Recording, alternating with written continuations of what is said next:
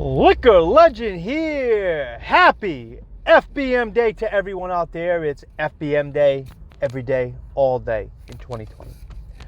Today we're going to switch topics a little and get off of Little Prem and Bridgemart and talk about something else that has been affecting the store for a while. Now, if you've ever dealt with small towns, if you were a business owner or worked in a business, you know that sometimes it could be trifling to deal with small town governments. Bridgewater is a town, so they have town councils. They don't have a mayor because they're under a certain amount of people. So there's one counselor, Bill Wood of District 6. The liquor store happens to fall in District 6. This guy has been a pain in our ass, me and the owner's ass, since before the building was even open. Now, Yogi's had that license for a while, but it took literally 5 years to get the business off the ground, to actually build a business. Now, there could be a lot of reasons for that. You have to get architecture, you got to start digging a hole, you got to demolish the old building, start doing all the work. But it just seems like the crap that are in small towns as far as politics is concerned is just as bad as Washington. And we're not even going to get started on my views of Washington, because that could take 40 freaking hours, and we ain't got enough time on this camera to do that. We are talking about Mr. Bill Wood. Now, there's a reason I'm talking about this, and I'll get to that. But even before the store was open, Bill Wood was imperative in trying to take the license. Yes, that happens in America in 2020. Because Yogi went through it in 2017, 2018. Now, the reason to take the license, well, the building's not in use or the license is not in use, so you shouldn't have it. Well, Yogi fought it back, and even just before we opened, we had to deal with more bullshit. The building inspector automatically saying, oh, no, this isn't right. Tells us the day of the final inspection. You know, we're up against the clock. But Bill Wood kept trying to take the license. So after the building finally opens, because, we had to do some forcing of the town with the lawyers. It's always great when you have to get lawyers involved. Bill Wood made it a point to be a bigger thorn in our side. And more importantly, he was a thorn in my side. Number one, I don't back down to challenges. And I certainly don't back down to people who think they're better than me.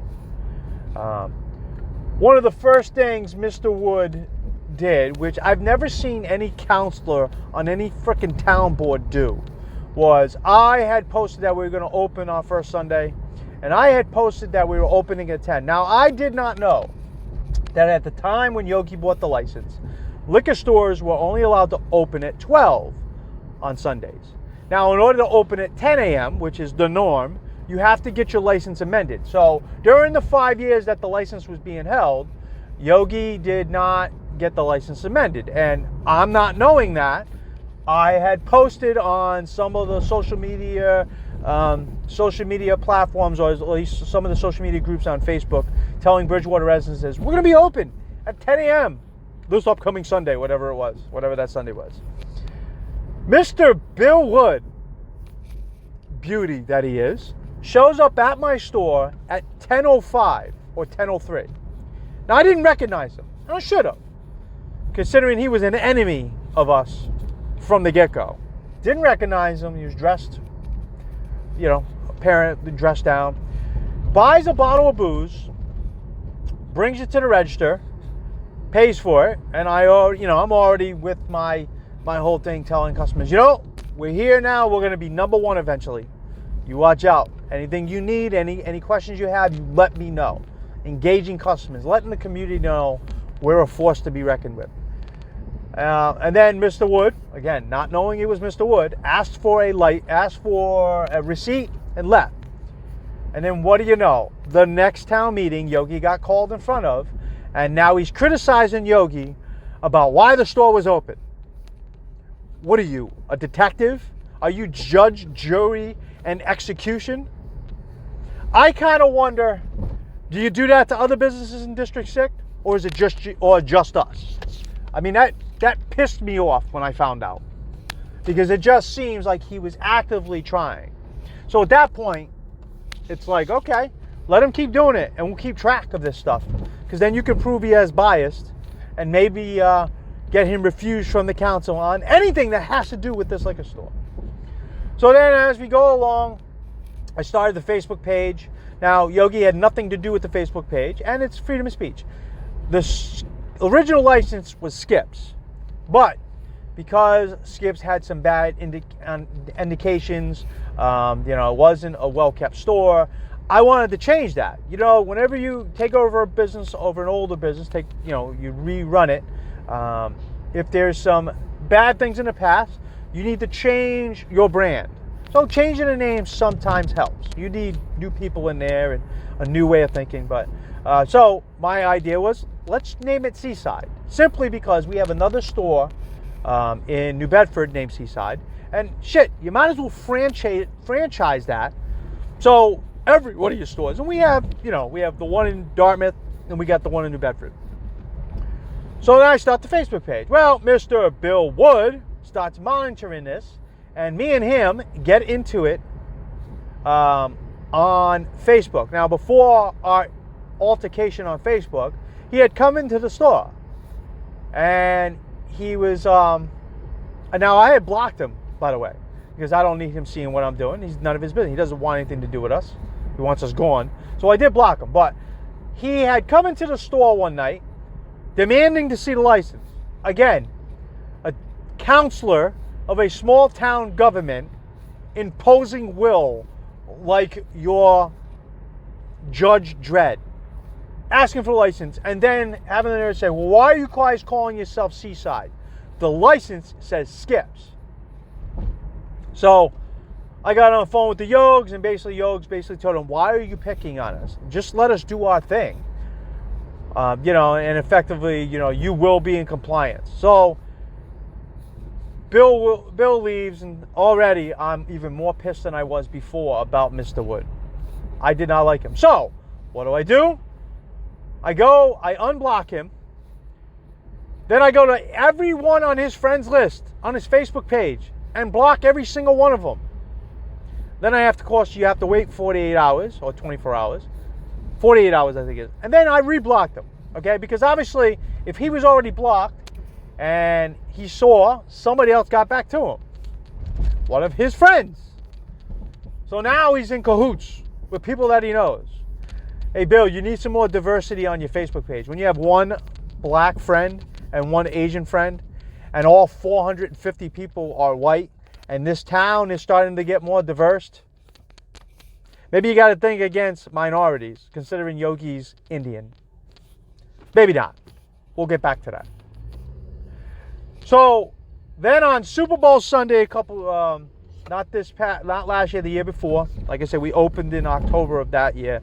Mr. Wood contacts me. I make a post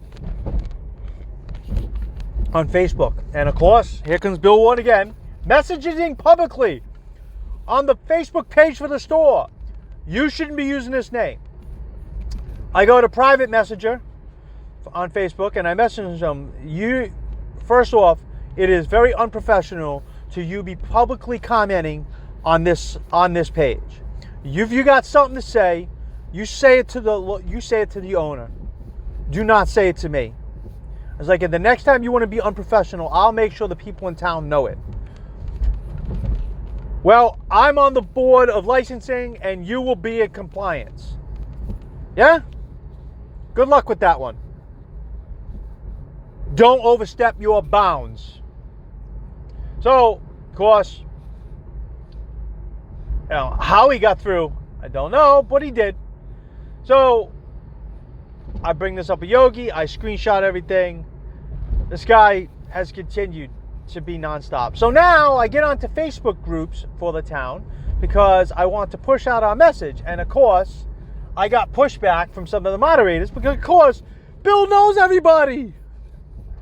One guy who's a moderator of one of the pages basically commented, because I had blocked somebody because they made a negative comment about something I said, and if you're going to negatively make a comment, I'll just block you. He happened to be the moderator, so it got back to me that I can't block the moderators. Okay. But looking at his conversation, on the Facebook feed with somebody else, he basically, in certain words, had said, well, I think he's here just to bash my buddy Bill. So once I got back, I noticed it. I directly messaged him saying, first off, I'm not here to bash your buddy Bill. Even though Bill has done nothing but bash us, me and the owner, since we opened. I am here to promote the business, and that's it. There's nothing more. That's nothing more than I'm doing than that. So you go, okay, that's fine. But of course, if I ever mention anything negative about, and it goes for anything in town, in Bridgewater on the social media groups, you can't message anything negative, or you will get blocked, or you'll get your post will get deleted. It's almost like you're not allowed to have free speech if you're criticizing something. Isn't it? I mean, criticizing within means. You're not criticizing to be mean and nasty, but if you have a general criticism about your community, you should be able to say it. I remember I was doing something, I was typing on something on the New Bedford social media groups, and it talked about somebody throwing snow in the street. Now, that's a very compact town. I know I'm getting off subject. But, I had basically said, if you see something, say something. That's what I messaged. Because, you can't allow people to do shit like that. And I got so much negative flack. You should mind your business. Like, do you not want your community to be better? You criticize. So maybe that the people that you're criticizing, who are maybe not doing something that everybody else in the community wants to see, will change their ways. But if you're going to silence them, then you can't criticize anything at all. Again, the current political culture is a whole other freaking subject. So, Bill Wood, again, has been a pain in our ass.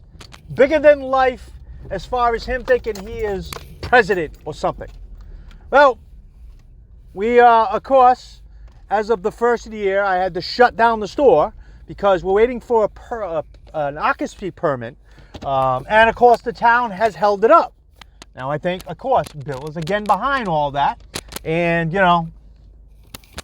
in order to keep the store open past the first of the year,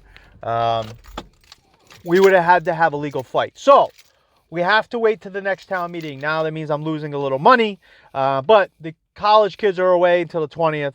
I'm not losing it much, but it sucks because I have regulars that visit me every day, every morning, every night. And it sucks that I have to tell them, well, right now my hands are tied about this and there's nothing I can do. But I was talking to a resident yesterday and we're talking about why the store's closed. And I said, Bill was a pain in my ass. Come to find out, Bill's not as liked as he thinks he is in the town of Bridgewater. Not really, because I've talked to people who are opposed to you. Bill Wood, from what I understand, resigned. Without anybody knowing this was going to happen. He resigned at the last town meeting, December 17th. I'm hearing there's some backflack about Hanson Farm. There's some into politics going on. And there's also some nefarious plans being done by this town that residents should eventually know. Like, the town is trying to upgrade from town to city by pumping 20,000 more people into this community. People like the community because it's quaint. The college can be bothersome for some people, not everyone. But trying to turn this into a city from a town, maybe these councilors, or certain of them, want to retain and get more power than they had before and get more councilors. So there's a lot of politics involved. But Bill Wood is no longer a fixture on the council. Now, I looked at the meeting and I watched it on video and I showed what he says. He would like to come back. Let's hope to God people smarten up and let somebody else. You don't want somebody who's gotten used to it. And he got on the council in some nefarious ways, from what I'm understanding. I don't know the exact story, but he stepped on a lot of toes to get there. Now that he's off, he's saying it personal reasons, whatever it is. All I know is he's not effectively on the council to make decisions. Now, most of the council was for us. We're a small business. We're trying to do what we got to do. But the fall of Wood made me very happy yesterday because the meeting will come. Yogi and the lawyer will show the town exactly what they want to see, and that's it. And then I shall be unmolested to run this liquor store in the town of Bridgewater. Unfortunately, at the expense of my competitors. I will say, as far as Little Prim is concerned, you're my only target in 2020. Kevin, you're free to go. I have nothing more to deal with you with. Berniers, you're free. I don't have anything more to say. I won't say anything bad about either of these. Little Prim, yeah. Have fun this year, buddy. So, in a nutshell, that was a major weight lifted off of us. And it's over now, thankfully. If this guy ever pops his head, we'll all be established. There's very little he can do. I card everyone. We don't sell to people who shouldn't have it. I'm going to try to get involved with community events and things with the store. You know, do some tastings, things like that, to get our image up there. Because, again, I'm pretty sure he told more than enough people we shouldn't have been here. But the more people come in, see my store, realize how beautiful it is, how great the prices are, how good the selection is, how knowledgeable I am about everything in my store, they see a difference. And that's what people will be drawn to here for. But that's it. It's the fall of wood, and the day is great. So, happy FBM Day to everyone out there. I'm pretty sure there's more videos coming. But for now, this is the Liquor Legend. Just remember, Little Prim, it ain't over.